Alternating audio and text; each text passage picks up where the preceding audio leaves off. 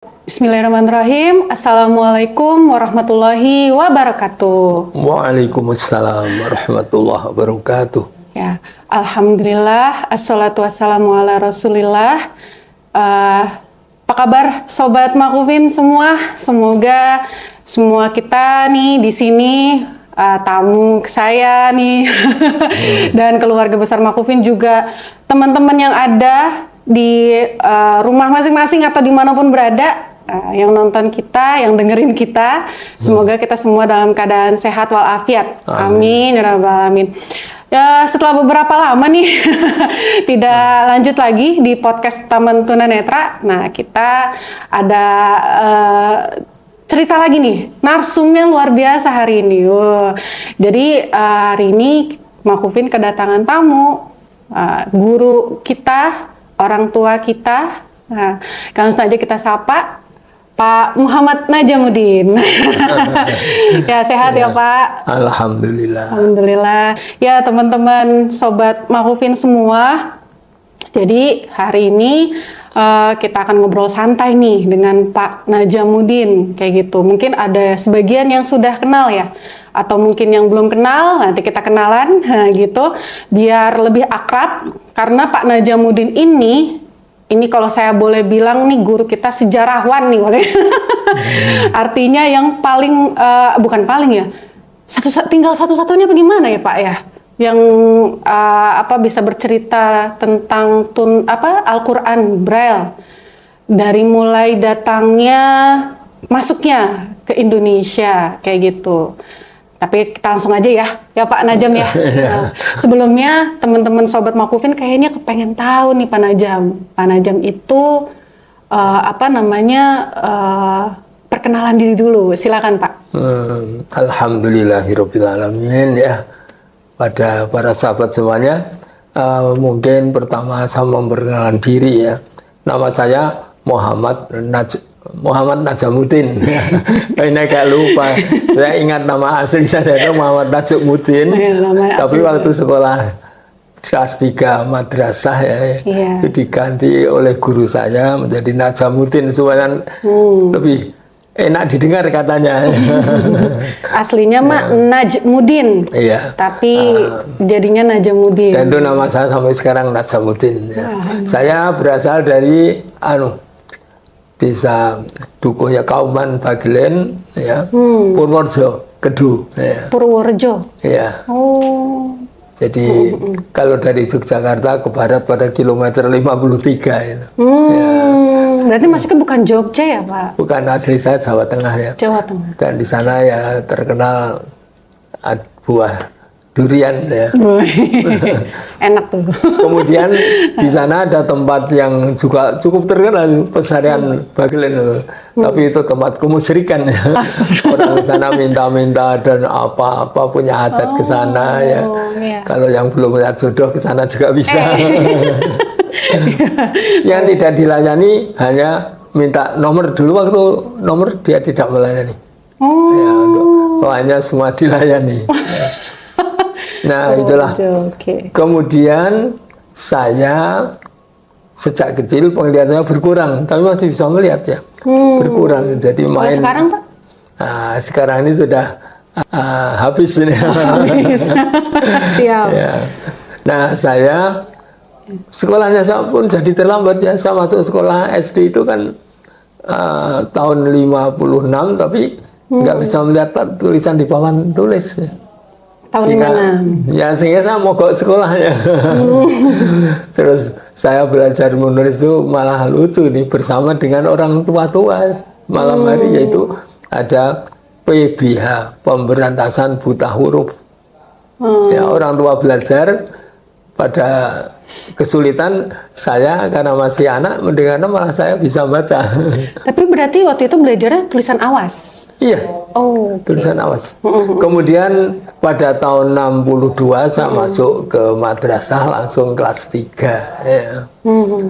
Dan pada tahun berapa itu 65 saya ujian SD. Ujian SD. Ya, itu umur masih berapa itu Pak? Itu umurnya sudah berapa itu? Sudah Belasan? 16-an tahun ya. 16, Masya Allah. Harusnya tamat SMP ya. Iya, betul. Nah, saya ujian waktu itu minta tempat yang agak terang karena pilihannya kurang ya. Kemudian saya tahun itu juga ikut ujian masuk pegawai negeri Magelang ya. Ikatan dinas. Alhamdulillah lulus saya. Alhamdulillah. Tetapi waktu tes mata gagal. Iya. Sehingga sejak itu saya berobat di Purworejo dan dirujuk ke dokter Yogyakarta. Namun sebelumnya berobat ke ini tradisional ke ya mungkin yang namanya dukun atau apa. Sudah itu sejak tahun 55 sudah dijalanin. Oh, kayaknya kebanyakan tunanetra begitu ya Pak. Iya. Apalagi zaman dulu ya Pak. Iya. Belum medis tuh belum banyak ya. Saya pernah sampai ke Pecangaan Jeporo itu tahun 59 itu untuk berobat di sana. Ya. Dapat obat bawang untuk dioleskan di sekitar mata. Nah, begitu kalau diceritakan panjang sekali ini ya. Kemudian ceritanya. saya ke dokter Yap.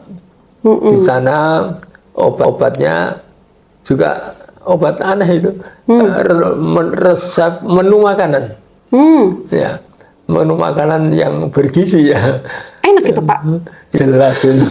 Kan bergizi saat itu ya. nasinya kan, tapi mungkin beda dengan MBG ya.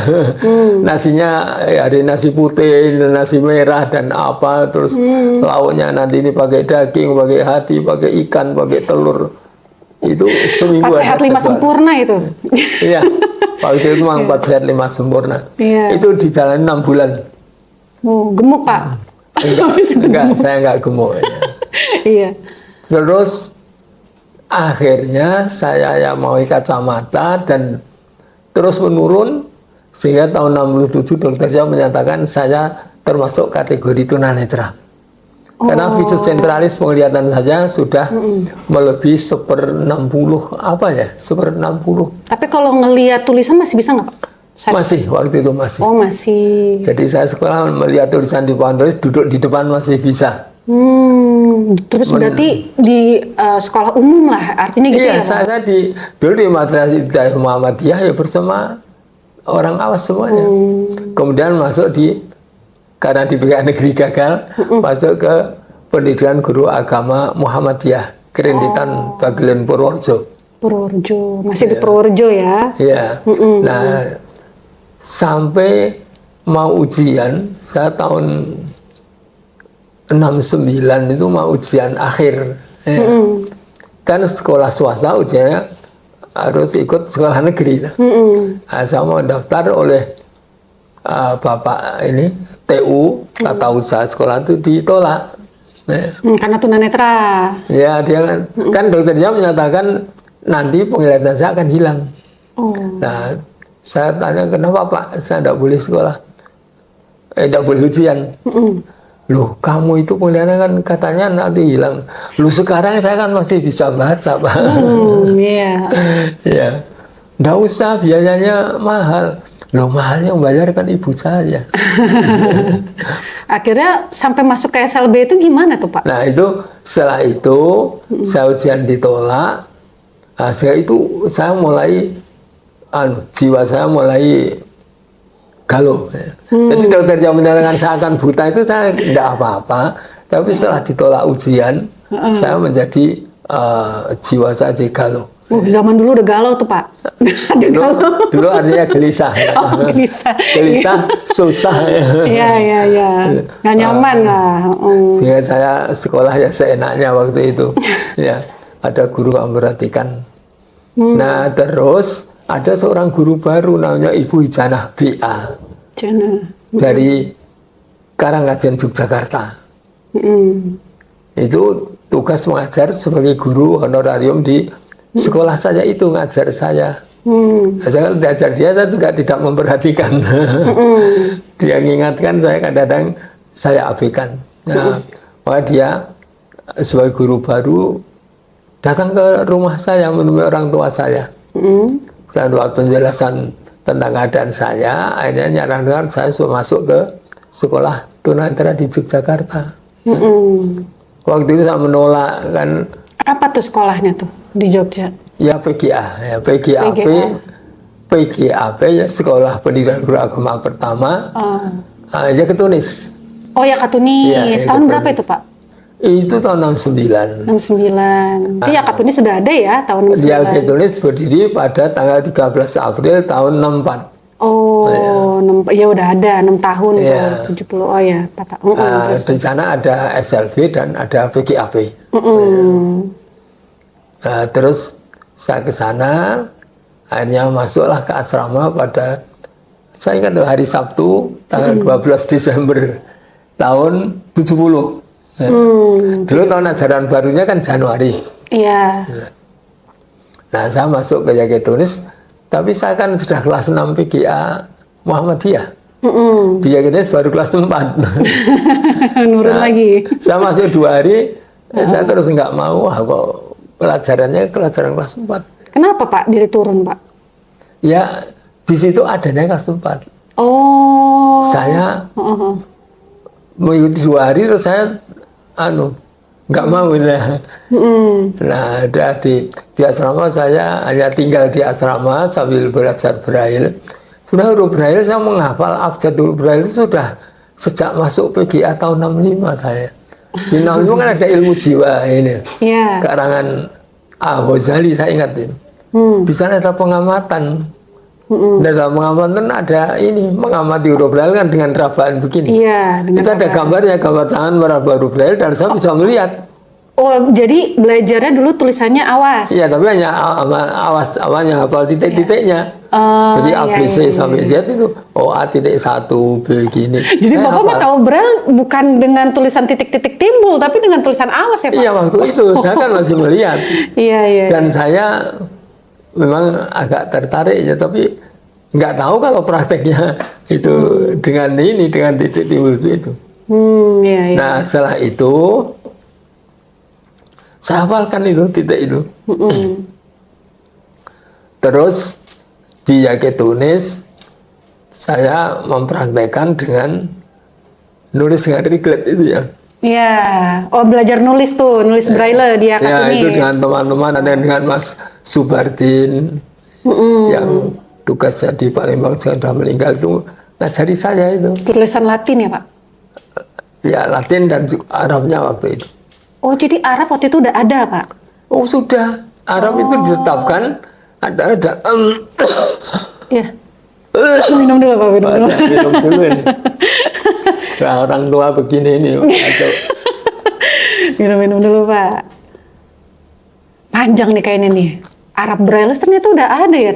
Di Bapak belajar 70 di Katunis, Arab Braille udah ada berarti ya? Jadi huruf Arab Braille itu ditetapkan dalam konferensi regional UNESCO. Tanggal 12 sampai 17 Februari tahun 1951. Oh. UNESCO berarti internasional Pak? Iya. Iya. Nah, itu prinsipnya ya sama dengan Braille Latin. Braille Latin ditemukan kan 100 tahun sebelumnya. Ya. Iya, zamannya Louis Braille itu ya? Ya, 1850-an. Nah. Louis Braille dulu juga masih ditolak oleh pemerintah juga ya. Iya. Setelah dia meninggal baru hurufnya diterima. Nah, ini Quran Braille itu ditetapkan tahun 51. Kemudian Al-Quran yang pertama dicetak oleh Yordania tahun 52. Itu Yordania yang nyetak? Iya. Negara lain belum ada? Al-Quran yang sampai di sini, yang saya tahu dari Yordania, dikirim ke Perpustakaan Wiataguna Bandung, kemudian oleh Bapak Dirjen Rehabilitasi Sosial Departemen Sosial, Bapak A. Arif, itu Quran dibawa ke Jogja. Dibawa ke Jogja. Ya, karena di Jogja ada seorang karyawan tunanetra yaitu namanya Supardi Abdul Somad. Supardi Abdul Somad. Ya. Nah, itu dia rajin beribadah. Kalau waktu sholat dia sholat, dan dia punya hafalan surat-surat pendek dan hafal surat Yasin. Lah Pak Arif tahu itu, Maka wah ini Quran saya bawa, saya berikan Supardi. Akhirnya diberikan sekitar tahun 63. 63. Katanya sekitar tahun 63. Diberikan, Pak Supardi sudah bisa braille Latin. Tapi waktu membaca huruf itu, Quran itu dibuka, nggak bisa juga. Nggak bisa. Sebentar-bentar Pak, mohon maaf saya potong. Jadi waktu dari Dior dan memberikan ke Indonesia berarti ya, ke pemerintah Indonesia ya Iya, Pak? iya. Itu tahun 60. Oh, enggak, kata ini Pak Rasikin dalam kertas kerja sekitar tahun 54. 54 sampai ke Indonesia. Iya. Tahun berapa Pak dikirim ke Wiatagunanya Pak? Ya itu sekitar tahun 54 itu di Wiataguna, tapi belum terjamah ya, Iya, iya. belum terbaca. Iya, Nah, tahun 54 kemudian ya. tahun 63 sampai ke Yogyakarta, Oke. sampai tangan Itu Pak. satu set Pak? Apa hanya satu juz Satu aja? juz, satu jilid. Satu jilid itu Yang sampai Yogyakarta jilid 6. jilid 6? Isinya surat Al-Ankabut sampai surat Az-Zumar. Bukan per juz ya? Bukan. Itu juz 20 sampai 24.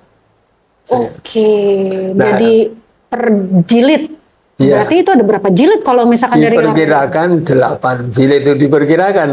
Karena di Bandung itu ditemukan juga pada tahun 2014. 2014. Bapak Yayat Royat SPD menceritakan dengan saya, itu ketemu ternyata dia dulu dipinjam oleh Pak Nagen, macam apa?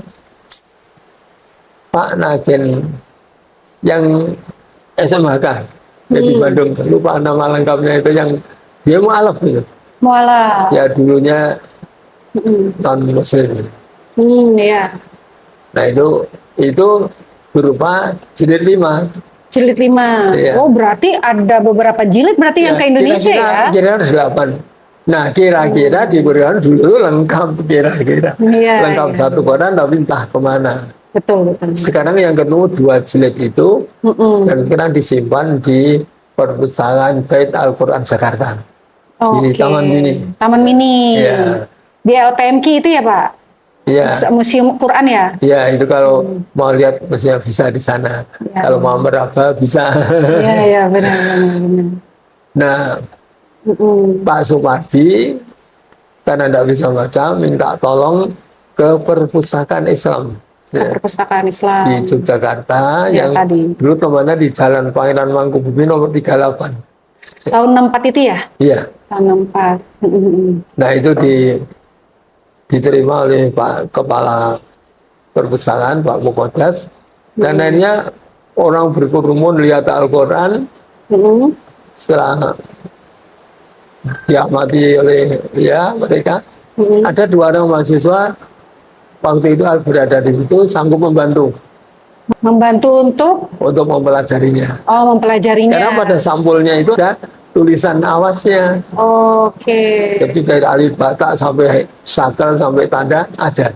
Ya, jadi waktu Pak Supardi Abdul Somad itu terima Qur'annya, dia nggak bisa baca. Nggak bisa. Walaupun udah punya hafalan Qur'an ya, Iya. walaupun seberapa, terus minta bantuan sama temen yang melihat, mahasiswa, untuk bisa mempelajari Iya. braille-nya. Itu mintanya Iya. kepada Perpustakaan Islam. Iya, iya.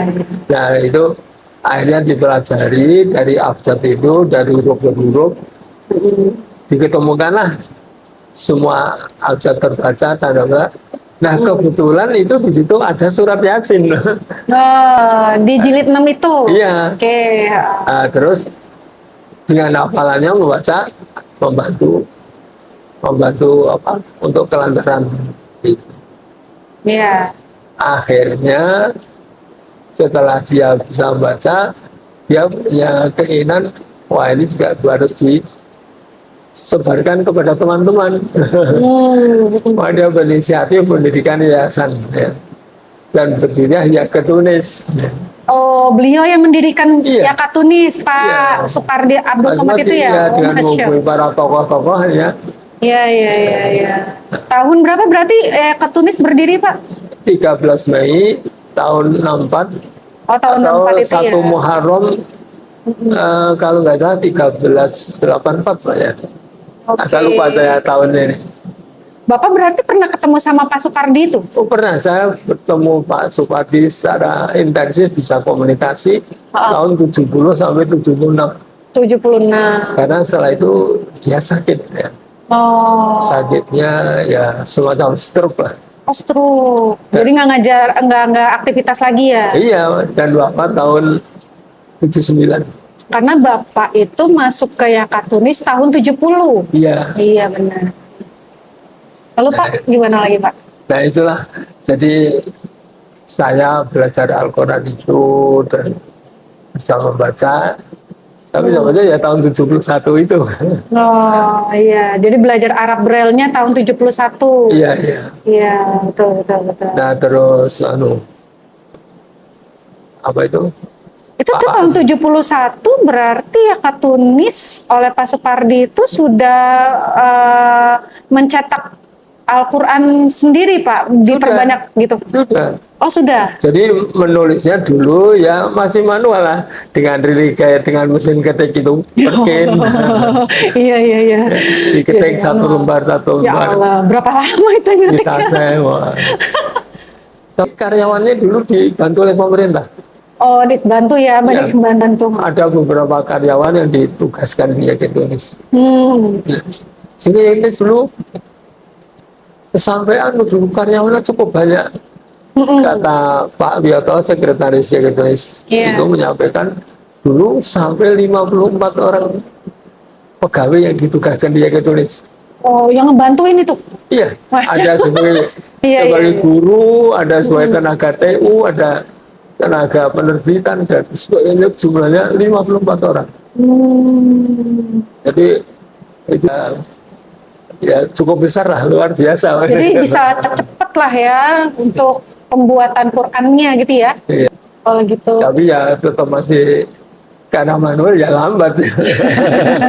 Iya benar. Nah waktu itu kan juga sambil mempelajari Quran Yordania itu kan tulisannya belum mengenakan tanda apa, bacaan panjang, nggak ada. Oh, sesuai dengan yang Yordan itu ya Pak ya? Iya. Ngikutin banget Yordan ya?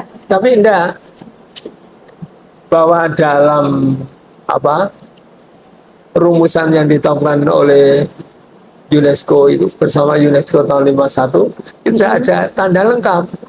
Oh. Hanya penerapannya juga belum menerapkan tanda bacaan panjang seperti fathah tegak titik keempat, kasroh tegak titik 45, domah tegak titik 346 itu belum diterapkan, tapi tanda sudah ada. Oh gitu. Sudah ada, tapi Yordan tidak menerapkan itu. Arab Saudi juga tidak menerapkan. Jadi Arab Saudi dan Yordania nulis lafaz yang panjang ya tutup dengan fathah biasa. Lafaz Allah itu ya alif lam sukun, lam fathah, ha mim. Iya. Nulis balakin itu ya wawu fathah, lam fathah, kaf kasrah, nun sukun. Oh iya. Nulis lahu ya biasa, lam fathah, ha mim. Iya, jadi masih standarnya yang Yordan itu ya, tahu waktu dibuat pertama kali sama Pak Supardi. Nah, Pak Supardi dengan Pak Fuadi, karena ada tanda itu tadi, ini tanda panjang gimana kalau diterapkan. Itu sudah dibahas. Kebetulan hubungan dengan luar negeri, jadi akhirnya mencoba hubungan dengan negara-negara Timur Tengah, ya, termasuk dengan Yordania, dengan Arab Saudi, dengan Pakistan, dengan Kuwait, kirim surat untuk mengenalkan Yakitunis. Oh gitu. Iya. Dan hasilnya dari Pakistan mengirim Al-Quran 12 juz ya. Itu terbitan tahun 62. Oh, Pakistan mengeluarkan juga tahun 62. 62. Nah, Pakistan ini menerapkan itu tanda bacaan panjang. Memasangkan tanda mat titik 2 46 ya. Dan ada tanda wakaf. Kalau yang Yordan nggak ada? Nggak ada, Arab Saudi nggak ada. Oh iya. Arab Saudi saya mendapatkan yang terbitan 97. Arab Saudi? Ya, saya 97. Saya terima mungkin sudah setelah banjir kali Gintung itu ya. Gintung ya. Dari saudara Rosin yang nyampein Oh, saya. Pak Rojin Fakih. Ya, Pak Rosin Fakih. Iya. Saya waktu itu kan mampir ke Rotumakwin di Ciputat ya. Iya. Habis Masih banjir. di Ciputat betul. Nah, saudara Rosin waktu pulang numpang kendaraan saya. Dan dia turun di dekat Cirende. Dia kan tinggal di Cirende. Iya benar. Nah, setelah itu kok dia ngirim Quran ke saya. Saya punya Quran Arab Saudi.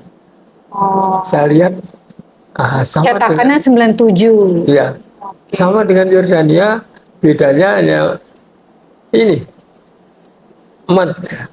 Matnya Kalau ada. mat itu misalnya nulis kana kan kaf alif non fathah ya kalau Iya, betul. Yordania atau sampai sekarang kita pakai. Tapi kalau Roman, kalau kana kaf fathah alif non fathah. Iya, sesuai dengan tulisan aslinya ya. Tapi tidak diberi sukun. Yakunu itu ya ya fathah kaf doma wawu nun doma. Wawunya tidak ada sukunnya. Iya, iya, iya. Nah, Iya. kalau Pakistan lengkap, Ada. lengkapnya. Nah, Pakistan itu hanya dicontoh oleh Yahudi secara lengkap. Nah, Iya, iya, iya. tapi tulisannya sama, semua menggunakan kaidah imla'iyah, Imla'iyah. rasul imla'i. Imla'iyah apa tuh, Pak? Biar kasih tahu sobat Makubin juga nih. Maksudnya apa sih kaidah rasam imla'iyah itu apa Ya sih? itu tulisan bahasa Arab. Oh. Bahasa Arab itu ditulis dengan kaidah namanya kaidah imla'iyah atau kaidah istilahiyah. Istilah iya. Nah ini saya sedang sebenarnya menyusun, mungkin juga ini minta bantuan sama Mubin ini untuk bisa menulis dan menerbitkannya. Ada buku, Pak, menerangkan itu. Yang baru saya rekam. Oke. Nah sekarang sedang dalam proses. Saya mulai dari rekaman kepada ini Ustadz Ade Ismail ini. Nah ini saya mencoba merekam menggunakan apa itu IA ya, IA ya, IA atau AI lupa. Iya, AI. AI ya, AI jadi ya. Wah ini Untuk apa tuh, Pak? untuk mengubah jadi tulisan. Oke. Jadi Tapi karena suara saya begini, direkam kadang-kadang ada yang nggak pas. maksudnya untuk saat ini lagi mau mengurus buku, dari suara kita convert menjadi tulisan lewat Iya. AI gitu Iya, ya. iya. Nah kalau misalkan kembali lagi tadi tuh Pak, yang kita kan jadinya Pak Supardi itu membuat Al-Quran saat itu, jadi mengikuti Pakistan jadi ya. Ya, yang di Irania dan Pakistan. Oh, Tulisannya iya. sama, Tulisannya sama. huruf-hurufnya sama. Pakistan hanya tambah tanda saja. Tanda-tanda aja. Oke. Ya, jadi tanda mat titik 246 itu ditempatkan pada ini huruf di awal surat. Iya. Seperti alif lam mim, Iya. itu lam dan mim diberi tanda. Iya, tanda mat ya. Ya yasinnya diberi tanda. Tapi kalau Arab Saudi dan Yordania ya Nggak ada. alif ya huruf alif lam dan mim begitu. Kan kalau Quran sekarang ada itunya juga tuh Pak. Jadi sebenarnya kalau yang Putri tahu tuh itu udah distandarkan oleh Kementerian Agama dalam hal ini di sini Lajnah ya. Ya, Nah itu tahun berapa Pak? ini sebenarnya prosesnya kalau di Indonesia kan panjang ya. Jadi Singkat Quran aja yang nih. ditulis itu pada tahun 71 ditasih oleh Lajnah. Oh Kementerian 71. Agama. Setelah Jadi- Qurannya jadi ya? Iya, Iya. satu set di tasih dan Quran yang ada tanda apa tulisan di tasih itu ada yang disimpan di ini di taman ini. Oh Iya. iya iya. Nah itu kan berarti Quran yang kita diterima oleh pemerintahnya. Betul. Kemudian tahun 74 ulama Al-Quran Indonesia mengadakan musyawarah kerja pertama. Iya. Tahun 74. Ya, Oke. Nah, kesimpulannya bahwa Al-Quran di Indonesia tidak boleh ditulis kecuali dengan rasem Utsmani, Oh tahun 74 itu. kecuali dalam keadaan darurat. Oh. Nah, Yang dimaksud darurat ada dua. Satu Quran sudut atau Quran pojok untuk para penghafal. Yang kedua Quran huruf braille untuk para tunanetra. Ya. Nah, dengan demikian Al-Quran Braille di Indonesia yang dibuat oleh Indonesia resmi lah diterima pemerintah Indonesia. Jadi Pak, mohon Pak, saya jadi potong. Kalau tahun 64 Pak Supardi itu membuat Al-Quran, berarti itu belum diterima secara pemerintah lah, artinya pemerintah belum mengakui bahwa ini Quran yang dipakai untuk tunanetra di Indonesia gitu ya, belum ya Pak? Secara apa ya, de facto ya sudah mengakui. Buktinya pemerintah membantu menugaskan karyawan. Iya sih. Dan juga membantu finansial biaya. Iya. Bantu alat-alat tulis, pernah bantu mesin ini, braille elektrik IBM yang dari Amerika itu, pernah membantu termopom. Ini kan secara kenyataan sudah menerima, hanya formalnya. Betul. Mungkin secara tidak langsung itu sudah diterima karena sudah diterima. Kalau yang sekarang Quran ada ini kan kita ada tanda taski dari Kemenak ya, kayak gitu kan ya. Kalau dulu belum ada tuh tanda taski yang tahun 64 itu ya. Ya itu Quran tahun 71 itu di Tasik. Di Taski. Ya. Jadi Qurannya lah dari Pak Supardi itu malah ya. Iya benar-benar. Jadi Al-Quran Braille yang ditulis ditasih oleh Kementerian Agama dalam oleh Majelis Lajnah pada tahun 1971. Kemudian pada tahun 1974 ulama Al-Quran Indonesia mengadakan musyawarah pertama. Kesimpulannya bahwa Al-Quran di Indonesia tidak boleh ditulis selain dengan rasem Utsmani, kecuali dalam keadaan darurat. Yang dimaksud darurat yaitu satu Al-Quran sudut, Al-Quran pojok untuk para penghafal, dan Al-Quran dalam huruf braille untuk para tunanetra. Nah, itu menurut saya inilah secara formal Al-Quran braille itu diterima di Indonesia. Lewat pemerintah tadi ya Pak ya. Nah kemudian Bandung itu pada tahun 74 mengadakan MTQT ya, musyawarah tilawatil Al-Quran khusus untuk tunanetra. Ya. Menurut Bapak Dr. Ahmad Basinur Sikumbang itu mula-mula ada keinginan untuk menerbitkan Al-Quran Braille Bandung ya. Dengan rasem Utsmani. Nah itu yang digagas oleh Bapak Haji Kasul Anwar. Dia seorang awas, pensiunan bupati dari daerah Kalimantan Selatan. Ya. Dia menggagas untuk nulis Al-Quran Braille dalam rasem Utsmani.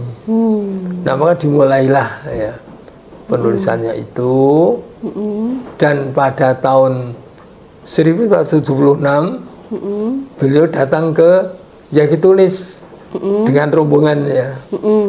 Anggotanya adalah Bapak Rasikin SMHK, Bapak Nagin Anwar Huda SMHK. Ini tunanetra dua-duanya ya.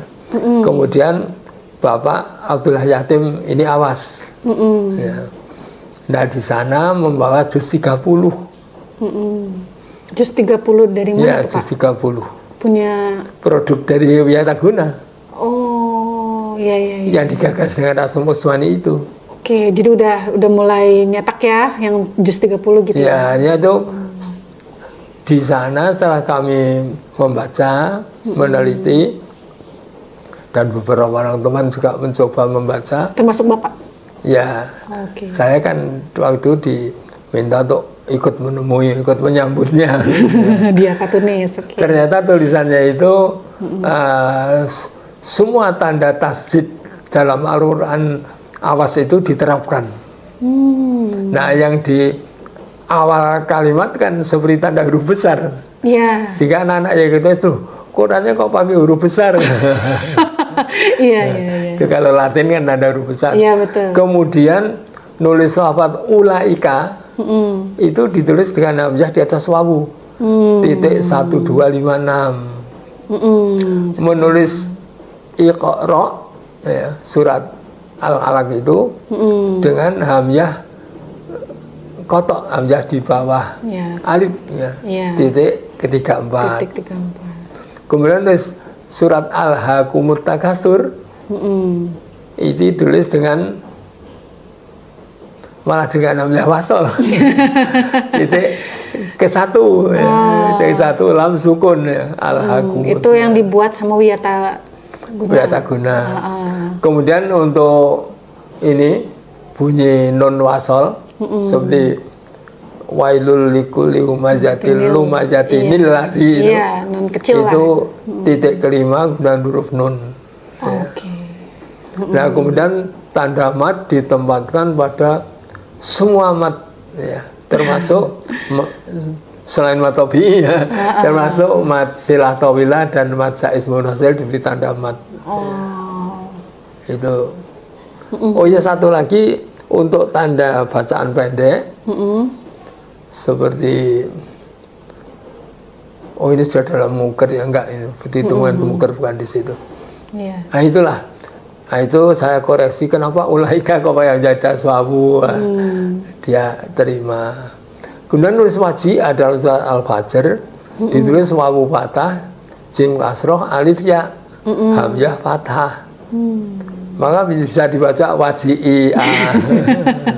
Terus akhirnya dikoreksi sama teman-teman di Akatunis. Iya. Akhirnya diperbaiki, Pak? Iya, mestinya diperbaiki ya. Diperbaiki. Nah, singkat cerita, dia kan juga lapor ke Lajnah. Iya, betul. Nah, Lajnah mendengar Quran dalam Utsmani, wah ini sangat tertarik. Ya kan, ya kita tulis Qurannya imla'i.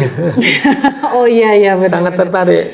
Karena orang Lajnah kan tidak tahu huruf Braille ya. Iya. Tidak ada yang tahu. Wah ini kan Yakinis gimana tulisannya kok imla'i, padahal Yakinis mencontoh dari Yordan. Timur Tengah, Yordania, Pakistan, Arab Saudi ya. Akhirnya pada tahun 76 ya kita diundang untuk musyawarah kerja yang kedua. Ya, yang kedua. Ya. Hanya untuk jawab pertanyaan, dapatkah tanda-tanda huruf Braille untuk nulis rasam Utsmani? Jawab mereka, ya kita sama, dapat, ya kan, hanya nulis dapat.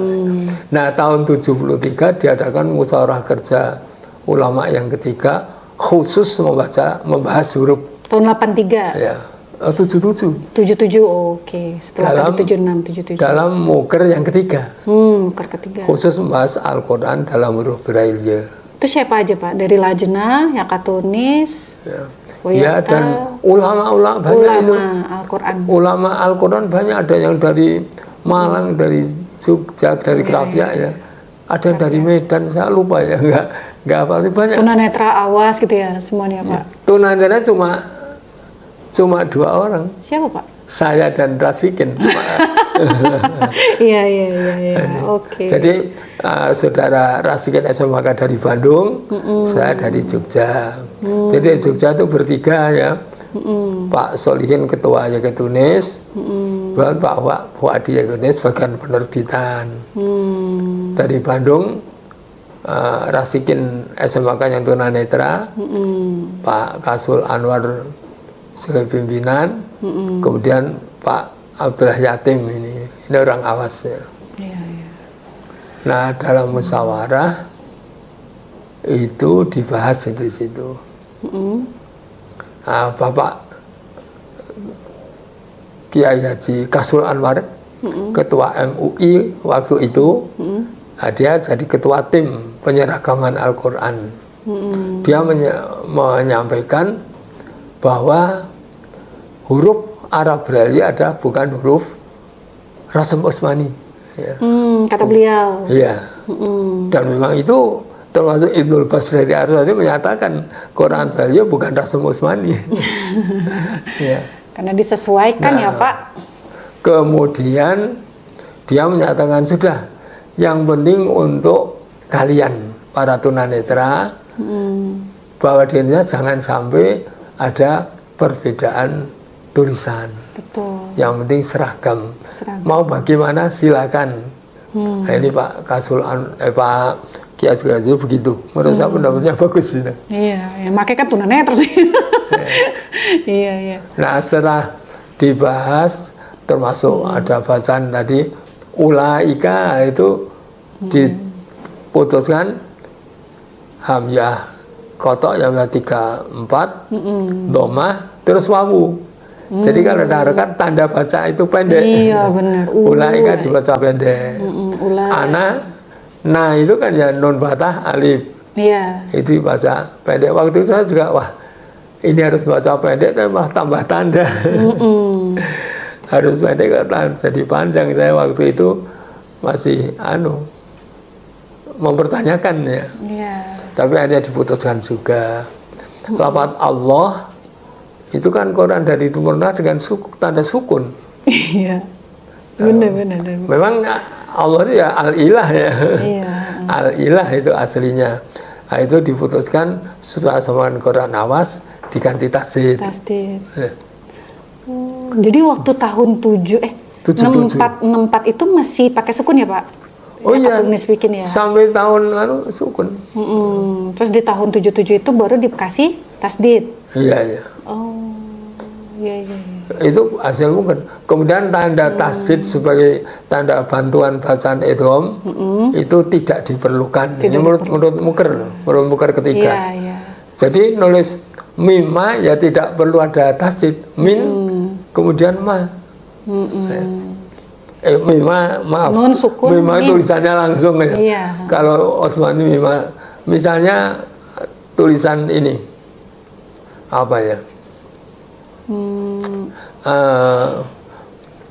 Mim mislih ya. Nah, mim mislih. Min kemudian langsung mislih, tidak ada tasdid lagi. Tapi untuk baca dengan ilmu tajwid. Iya, benar. Jadi harus tahu ilmu tajwid. Iya. Tapi sekarang pakai iya. Jadi tahun 77 mah itu memang tidak di hasil mukernya enggak. Itu keputusan muker dan ya kita sih memang tidak pakai. Sebenarnya tidak pakai, itu usulnya Bandung. Dulu ya, kalau sekarang mah ada. Iya, itu usulnya Bandung itu. Usulnya Bandung. Usulnya Wiataguna. Iya. Nah, kemudian yang paling krusial masalah hamzah. Huruf hamzah. Karena huruf hamzah kalau menurut kaidah penulisan bahasa Arab itu hampir semua yang di tengah kata pakai tumpangan. Yang titik ketiga hanya satu-satunya, yaitu kalau huruf hamzah di tengah kata jatuh setelah huruf mad dan berharokat fathah maka ditulis dengan hamzah titik ke 1. Yang lainnya pakai tumpangan. Karena apa? Titik ketiga itu diraba. Kalau sudah dalam deretan bacaan kan mirip dengan tasdid. Iya, memang benar. Titik 3 kan tasdid juga. Iya, titik ketiga. Iya, titik ke-6 tasdid. Iya, titik 6. Nah itu hampir mirip-mirip 3 sama 6. Sangat mirip. Iya. Itu baca bisa salah ya. Betul. Saya pernah nyimak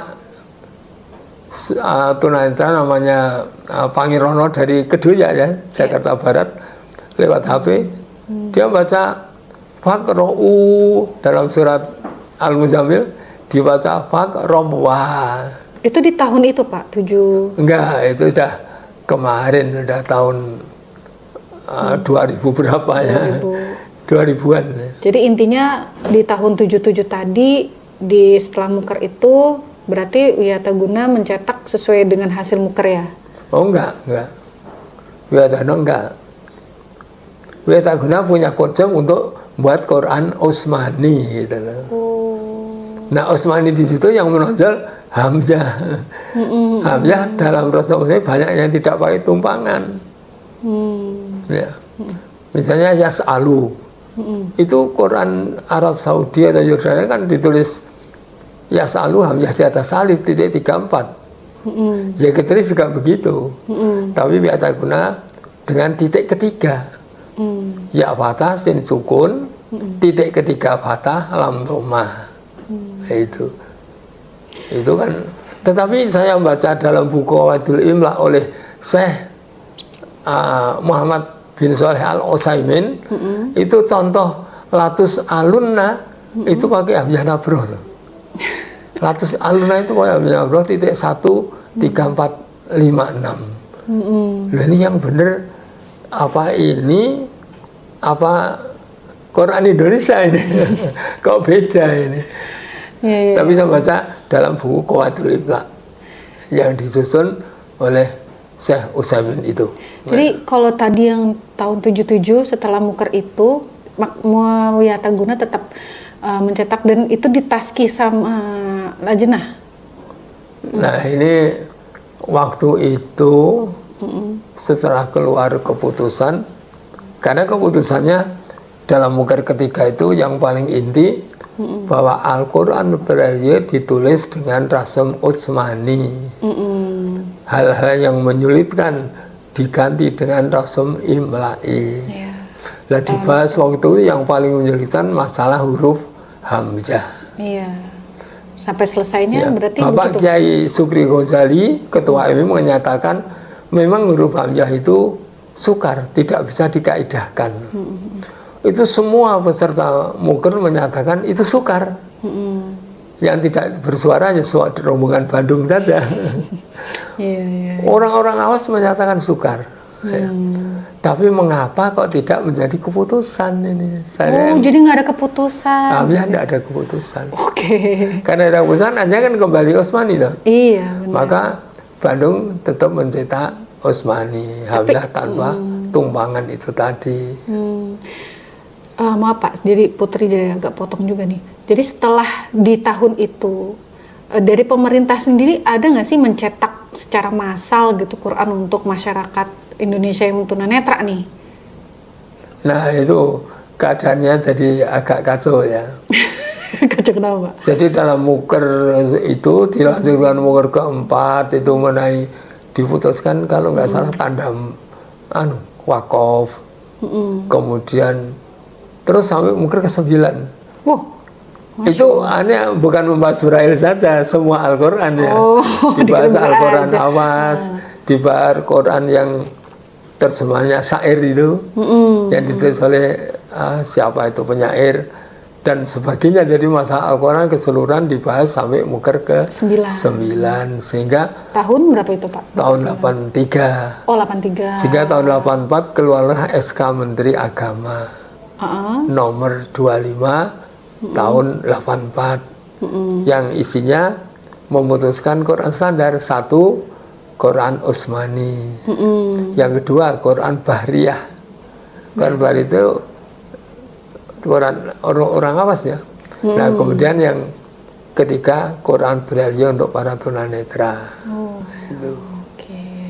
Nah itu bisa kembali dengan lampiran hasil muker 1 sampai 9. Iya. Jadi selama itu tuh pemerintah sendiri belum mencetak massal ya Pak? Belum. Terus kemudian mencetaknya kan ya lewat lewat percayaan Wiataguna dan sebagainya. Tapi itu sebenarnya masih belum begitu baku.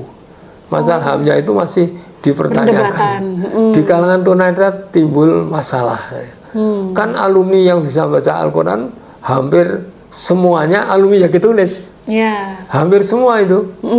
Termasuk Pak Halim ya Pak? Iya termasuk Pak Halim Soleh. Pak Halim Soleh itu kakak kelas saja itu, senior dia. Pak Halim Soleh. Nah, Wiataguna kan siswanya baru beberapa orang itu lewat kiap ya. Kursus ilmu Arab Braille ya. Itu hanya seperti saudara Sukri dari Medan, kemudian siapa lagi beberapa orang lah. Jadi semua masyarakat tunanetra boleh mengikuti Quran ya ditulis. Karena itu tidak cocok sehingga di masyarakat timbul gejolak, maka ITMI ambil peranan. Pada tahun 2007 mengadakan seminar di Babakan Sari Bandung. Nah itu menurut saudara Muhrad Zain Fakih, bahwa peserta seminar yang jumlahnya 70 orang itu menyatakan bahwa Al-Quran Indonesia lebih mudah dibaca oleh tunanetra daripada Al-Quran terbitan Wiataguna. Sehingga waktu itu sebenarnya tidak ada keputusan sebenarnya.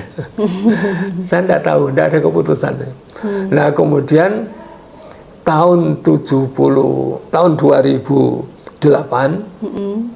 itu dari BPBI Abioso itu menerbitkan Al-Quran dalam Rasul Imla'i seperti Quran yang ketulis 30 set ya, atau 900 juz ya. Itu waktu membuat aturannya saya diundang ya. Dari Latah juga ada yang hadir ya, Bapak Nang Sudrajat. Itu disepakati, Tuan Sopanan juga sepakat, maka dicetaklah Quran itu. Quran Braille. Nah, bahwa buku membaca cepat Braille apa yang disusun oleh Pak Haji Anjuana, kemudian akhir-akhir oleh Bapak Rohyat Rohyat SPD, itu saya ngoreksi masih banyak yang harus dibetulkan. Maka saya kirim surat kepada Direktur BPBI menyampaikan masalah itu. Tahun 2008. Nah, dijawab oleh Ibu Direktur, Ibu Lilit Masrurah ya. Kalau nggak salah Ibu Lilit Masrurah, DRA Lilit Masrurah MM ya. Lupa saya. Itu Bapak masalah koreksi nanti dikoreksi di ITMI. Koreksi buku itu, bukunya Pak Yayat. Kalau BPBI akan mengadakan workshop tahun 2010. Nah kenyataan betul, dari tahun 2010 BPBI mengadakan workshop, mengundang semua penerbit ya, dan tokoh-tokoh tunanetra. Itu saya juga diundang ya. Nah keputusannya adalah Al-Quran itu ditulis dengan hamzahnya menurut aturan kaidah penulisan bahasa Arab. Ya. Itu dihadiri dari Lasna juga. Dari Lasna datang 2 orang, Bapak Badri Yunardi dan Bapak Endang Sudrajat. Ya, Putri tahu tuh, karena waktu itu kan udah mulai aktif ya di Makfufin itu, juga. Mbak Putri sudah ada? Aktif di Makfufin juga. Tahun 10. 2010, cuman saat ini Lokakarya itunya nggak datang sih. Cuman gini sih Pak, ini ada pertanyaan sebenarnya teman-teman kayak gitu. Karena waktu itu tahun 2010 ya, itu Makfufin sebagai percetakan Al-Quran juga, itu kan mencetak tuh tahun 2012 kan mulai dicetak massal ya kan. Pasti percetakan-percetakan yang lain juga sama gitu kan. Nah, di saat kemarin itu ya perjalanannya sebelum tahun 2001 itu kan ada lagi ya Pak ya. 2021 itu kan ada lagi ya Pak. Untuk apa namanya, mukernya juga ya. Itu tuh jadi kayak ada perbedaan gitu di sebelum Quran yang di tahun 2010 kita mungkin Lajnah putuskan gitu kan, itu ada perbedaan, ada yang titik matnya nggak ada kayak gitu kan ya. Terus kan sampai tahun 2021 tuh sekarang kan dibalikin lagi tuh Pak. Ada lagi nih tanda matnya untuk yang di mat jais ya. Mat jais dan mat silah. Mat silah kayak gitu. Sebenarnya pertanyaannya, ini berarti Quran yang lama itu salah atau kayak gimana ya? Kayak gitu sih sebenarnya. Jadi kadang-kadang juga kan namanya Quran yang sudah dulu pernah dicetak, kalau masih bagus kan tetap dipakai ya Pak, gitu kan. Terus tiba-tiba ada cetakan baru yang tahun 2021 ke atas, terus dibaca kok beda gitu kan. Terus ini berarti Quran yang lama gimana, salah dong kayak gitu kan ya. Itu menurut Bapak gimana tuh Pak kalau misalnya seperti itu? Itu sebenarnya tidak salah ya. Iya. Jadi Quran Timur Tengah yang saya tahu dari Yordania, Arab Saudi, Kuwait, termasuk Pakistan. Pakistan bukan Timur Tengahnya. Itu semua ditulis dengan rasemnya tulisannya sama. Hanya tanda bacanya berbeda-beda. Tanda baca yang beda. Kemudian Indonesia dari tahun 64 sampai 84 juga sama dengan Timur Tengah. Kemudian Malaysia konon kabaran terbitkan mulai tahun 80 juga mencontoh dari Yaki Tunis sama ya. Sama. Nah kemudian baru ini setelah Muker ada usul dari Wiataguna Bandung itu Indonesia berbeda, tulisannya berbeda karena dia mengatasnamakan Rasem Osmani, walaupun yang Osmani ya kecil sekali, sedikit sekali. Iya, lebih banyak yang Imla'i masih banyak. Yang nonjol kan ya masalah hamzah saja. Nah itu saya lanjutkan tadi setelah dari BPPI workshopnya menyatakan Quran harus ditulis dengan Imla'i, kemudian didukung dengan ini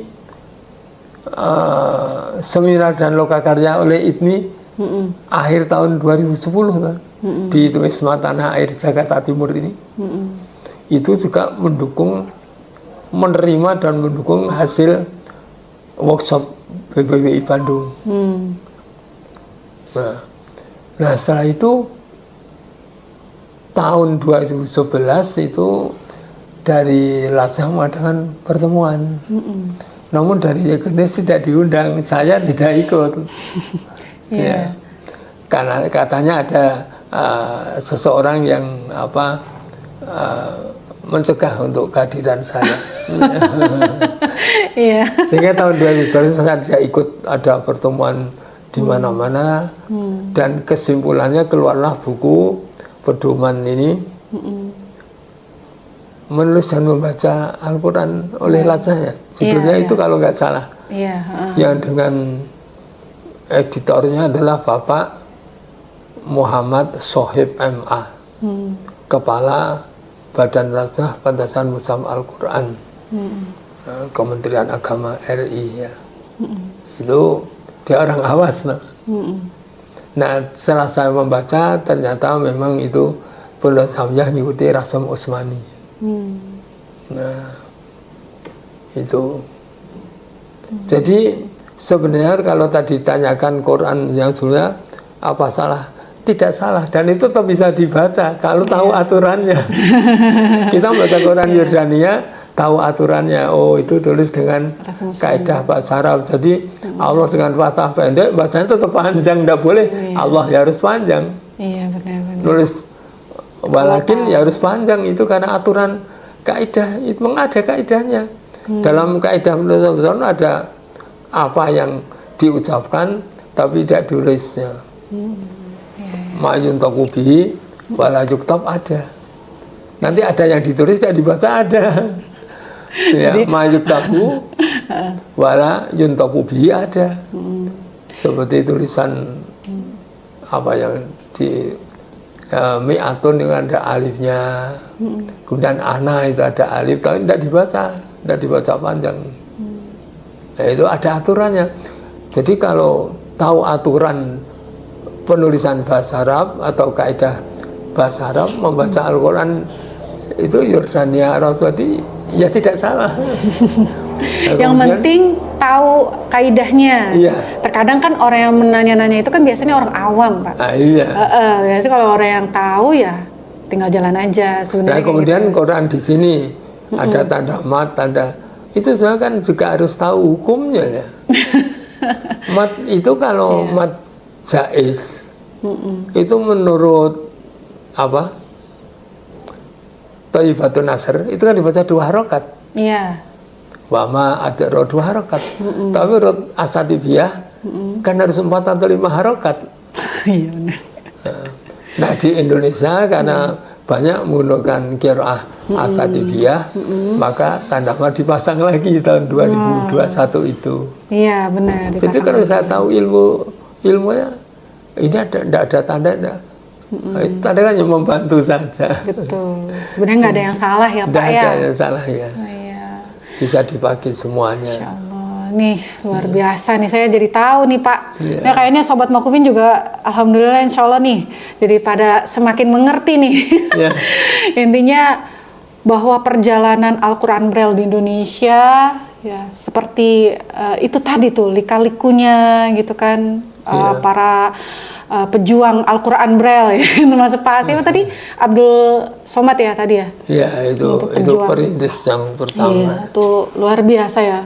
Semoga pahalanya mengalir terus nih ke beliau, insya Allah. Amin. Nah ini hanya dari Lajnah sebenarnya menurut perjalanan ini saya menyimpulkan sebenarnya apa yang menjadi keinginan para tunanetra lewat seminar, lewat workshop itu kok sebenarnya tidak diakomodir oleh Lajnah, oleh pemerintah ya. Ya kalau kita baca jurnal yang ditulis oleh Bapak Zaini ya, Zaini itu kan tidak nyinggung masalah adanya seminar ada apa, tidak ada di sana. Dia tidak nyinggung itu, jadi kan tidak diakomodasi ya dari pendapat-pendapat tunanetra. Dan ini masalah ijtihadiyah ya, bukan yang bukan ajaran Islam yang asli, bukan, ini tulisan Arab lain kan ijtihadiyah. Dan ini ijtihad ulama Timur Tengah pada tahun 51 itu orang yang punya bahasa, ulama-ulama di sana ya. Betul. Sama kayak tuh apa Quran Wicara juga kan ijtihad juga ya Pak? Iya. Ijtihad. Ijtihad di sini itu Pak Kasul Anwar yang punya ide, kemudian didukung itu sejarahnya kan Pak Kasul orang Awas. Kemudian dalam Muker ke-7 dan sebagainya itu Lajnahnya orang Awas semua ya. Kemudian buku pedoman yang tahun 2011 juga editornya orang Awas, Pak Soeb MA ya. Nah, perjalanan pertemuan pada tahun 2021 ini kan kalau nggak salah 3 kali ya. Yang pertama saya ikut hadir, kedua saya nggak hadir. Nah yang kedua kan ditanyakan oleh Lajnah tentang kesulitan hamzah ya. Misalnya, oh ini hamzah setelah sukun ditulis nanti ikhlas gimana? Sukar. Oh ini hamzah setelah apa? Ditulis titik ke 1 sukar. Ru'usahum ditulis nanti ke 1 sukar. Ya dengan titik apa? Ketiga gimana? Sukar. Sehingga kesimpulan waktu itu ditulis, saya diberi hasilnya itu bahwa huruf hamzah di tengah kata yang berharokat ya, kok yang berharokat ya?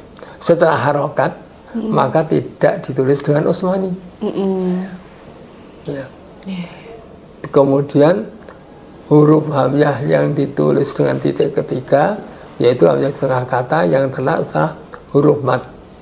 Nah setelah itu dijabarkan, kemudian untuk menulis Al-Quran itu kan sama dengan Quran Arab Saudi.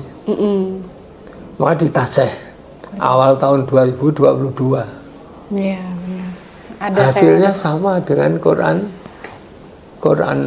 Arab Saudi, Quran Pakistan, Quran Jordania sama ya. Maka pada bulan Agustus tahun 2022 dari Bapak Kepala Lajnah, Bapak Dr. Mukhlis menyampaikan semacam fatwa ya, keputusan. Beliau menyampaikan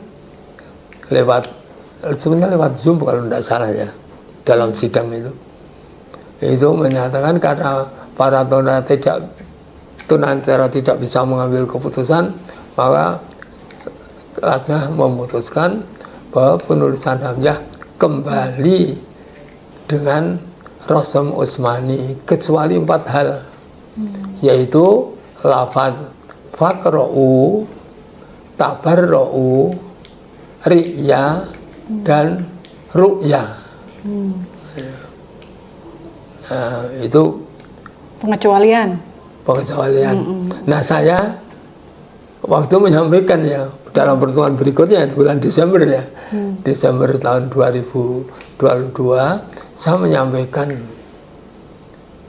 saya karena ini sudah keputusan pemerintah, saya tidak bisa waktu itu tidak bisa membantah lah. Karena saya ingat surat An-Nisa ayat 59 adalah dengan komentar ya sami'na wa ata'na ya, selama tidak maksiat ya.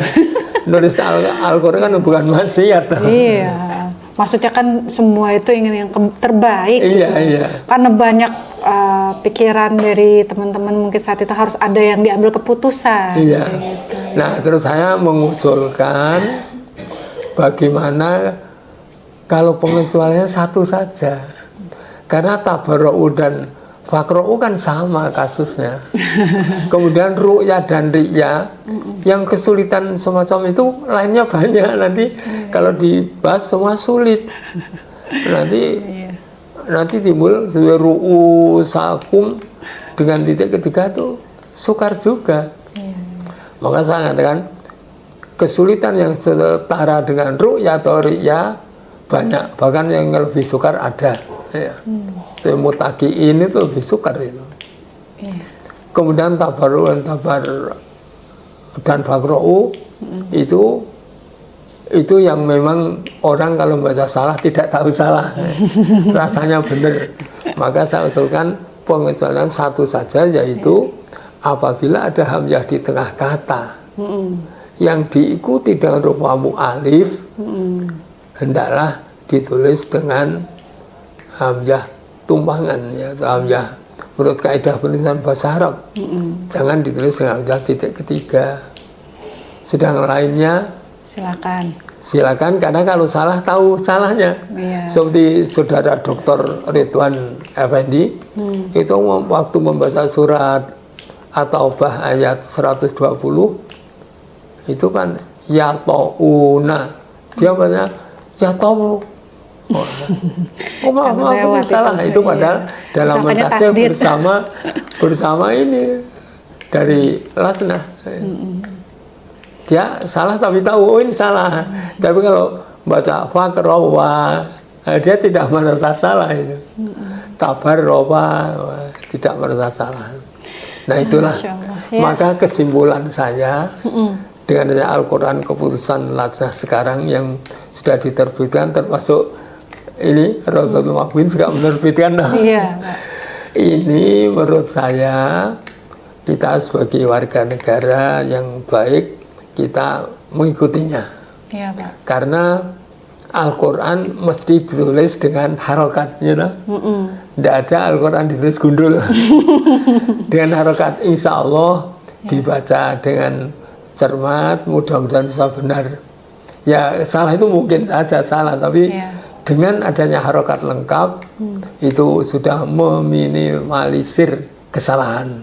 Insya Allah. Nah kemudian kita tunai Indonesia kan juga tidak terlarang untuk membaca Quran lainnya, loh. Quran dari Arab boleh, Quran dari penting tahu kaidahnya. Nah itulah, maka saya di kalangan teman-teman menyampaikan, mari Quran yang sudah diputuskan pemerintah ya kita terima. Tapi kita juga bisa menggunakan Quran yang lainnya. Kan orang awas menggunakan Quran terbitan Madinah boleh. Iya. Yang penting bisa bacanya. Memang idealnya ya, idealnya kalau orang awas punya Al-Quran Utsmani dan Quran Bahriyah, maka tunanetra hendaknya juga punya Quran Braille Utsmani, juga punya Quran Braille Imla'i atau Bahriyah. Ini ideal ini. Sehingga kesamaan tunanetra dan orang awas itu mendekatilah ya, walaupun tidak sama. Karena apa? Kalau Rasm Utsmani kita itu tidak bisa ngoreksi. Karena Utsmani itu sama bunyinya kadang-kadang beda tulisannya. Maka kita harus, itu tergantung orang awas. Orang awas menunjukkan, oh ya selalu tulisannya gimana, Mas Ulun gimana tulisannya. Harus selalu tergantung orang awas. Padahal dengan hamzah mengikuti kaidah bahasa Arab, orang tertentu bisa paham sendiri. Oh ini lafaz begini tulisannya harus begini, tahu. Tapi kalau Utsmani, ini jadi kita ketergantungannya makin banyak, makin tergantung. Insya Allah ya. Karena itu semua tulisan awas. Semoga ya apa yang dicita-citakan, karena ini masih terus bergulir ya, pasti kita masih ada masa depan kayak gimana namanya, apa mungkin nanti ada penyesuaian lagi atau seperti apa. Semoga sih yang ini bisa diterima ya kayak gitu kan. Bisa panjang gitu kan kepengennya. Nah, kalau menurut harapan saya, Quran ini saya tetap jalan. Tapi diterbitkan lagi yang imla'i. Jadi ini sama dengan orang awas. Quran Utsmani itu ada, tapi ada Quran Bariyah. Sehingga orang awas baca kan boleh baca Bariyah atau Utsmani. Maka Braille ini tetap jalan, tetapi juga ada Quran yang imla'i. Itu cara para tunanetra kan lebih nyaman. Iya, insya Allah ya. Dan ada apa ya, semacam kesetaraan dengan orang awas lah. Karena itu diberi kebebasan yang dia bisa ngatur sendiri gitu loh. Tidak selalu harus tergantung dengan orang awas. Kan katanya suruh mandiri. Kenapa kita harus dibelenggu lagi ikut harus tergantung dengan orang awas? Padahal kita bisa mandiri. Ya, Pak Najam, baik, terima kasih banyak nih, ini udah luar biasa ya, Masya Allah. Tadi udah disampaikan dari tahun pertama kali ya, tuh tahun 54 ya, 52 masuk 51 ya. 51 itu. 51 dari internasional tadi ya, UNESCO ya. Terus Yordania memberikan ke Indonesia. Dan Indonesia di share-nya ke Wiataguna gitu ya Pak ya, disimpan sampai akhirnya nanti tahun 60-an tuh baru diberikan oleh Pak Abdul Somad tadi ya. Alhamdulillah Pak, makasih banyak nih Pak Najam, ilmunya, sejarahnya luar biasa ya sampai dengan sekarang. Sekarang umur berapa Pak? Nah, sekarang umurnya ya baru, kalau menurut ijazah ya 77. Kalau fakta ya 79. Masya Allah, semoga umurnya berkah. Jadi saya di sini juga terkesan karena ini didirikan oleh kakak kelas saya ya, Bapak Muhammad Halim Soleh. Dan yayasan ini kan terinspirasi oleh Yaki Tunis ya. Yayasan pertama, dan ini mudah-mudahan juga bermanfaat untuk teman-teman tunanetra. Amin. Demikianlah ini. Mudah-mudahan putra Pak Alim Soleh juga meneruskan menjadi amal dari Pak Alim Soleh. Mudah-mudahan ini amal jariah. Amin ya Allah. Yang mengalir. Amin. Dengan saya, wah saya ini tidak punya ini. Apa Pak? Tidak punya jasa yayasan. Ini luar biasa Pak ceritanya, insya Allah nih jadi amal jariah juga nih buat teman-teman Sobat Makufin yang lain di rumah insya Allah. Ya marilah tunanetra kita bangkit dan mulai memperluas pengetahuan kita, ilmu kita. Amin. Jadi huruf Braille jangan terpaku pada huruf itu, dan itu yang menggagas orang awas yang jalurnya ke sini orang awas terus ya. Sekarang yang berperan di sini sekarang yang besar saudara ini ya, Zainal ya. Itu orang awas juga. Tunanetra yang berperan siapa yang dalam hal ini? Ini bisa diumuman siapa yang bisa mendukung Quran ini secara ilmiah. Ya, insya Allah. Pak Yayat, Pak Dr. Ridwan Effendi, atau jadi Pak Ade Ismail. Silakan kalau bisa mendukung secara ilmiah. Insya Allah, insya Allah. Tapi ini semua yang dukung orang awas. Amin. Termasuk Pak Zainal. Ya, semoga ke depan tunanetra lebih bisa berkarya lagi ya Pak. Ya, dengan semua. Dan ini kita mulai mendalami Al-Quran. Jadi selama ini membaca, kita kan tidak cukup membaca saja.